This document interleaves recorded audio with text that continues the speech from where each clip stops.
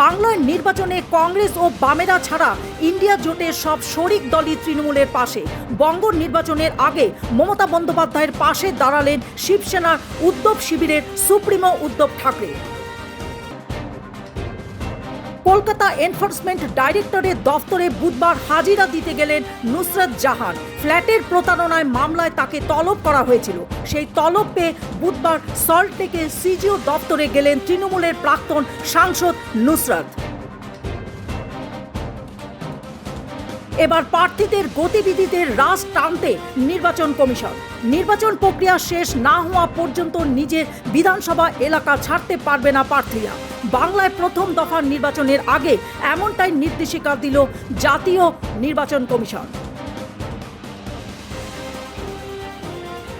বাংলা ও তামিলনাড়ুর ভোট গ্রহণের ঠিক আগে জাতীয় রাজনীতিতে আলোড়ন। খোদ প্রধানমন্ত্রী নরেন্দ্র মোদীর বিরুদ্ধে স্ব-অধিকার ভঙ্গের অভিযোগ আনল কংগ্রেস।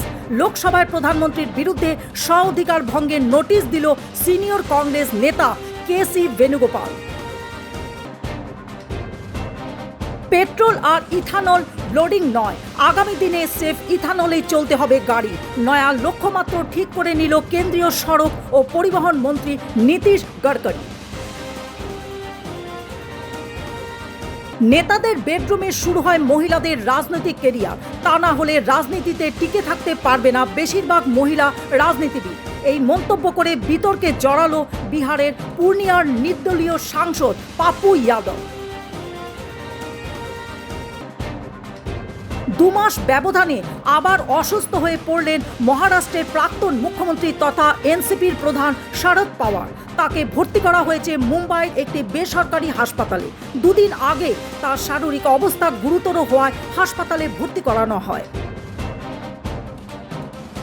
পেহেলগাঁওয়ের সেই ভয়াল দিনটি আজ 1 বছর পূর্ণ হলো। পেহেলগাঁওয়ের বর্ষপূর্তিতে ভারতের পাশে দাঁড়িয়ে পাকিস্তানকে হুঁশিয়ারি ইসরায়েলের।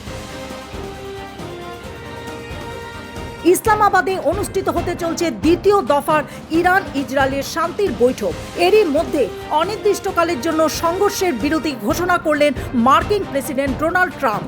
এরই জন্য পাকিস্তানের প্রধানমন্ত্রী শাহবাজ শরীফ এবং সেনা প্রধান আসিম মুনিমকে কৃতিত্ব দিলেন ডোনাল্ড ট্রাম্প। বুধবার শেষ হচ্ছে ইরান আমেরিকা যুদ্ধবিরতি মেয়াদ। এদিকে দ্বিতীয় দফার বৈঠকে যোগদান নিয়ে এখনো অনিশ্চয়তা ইরান। এই পরিস্থিতিতে আমেরিকাকে জঙ্গি সরকার বলে তোপ দাগলেন তেহরান।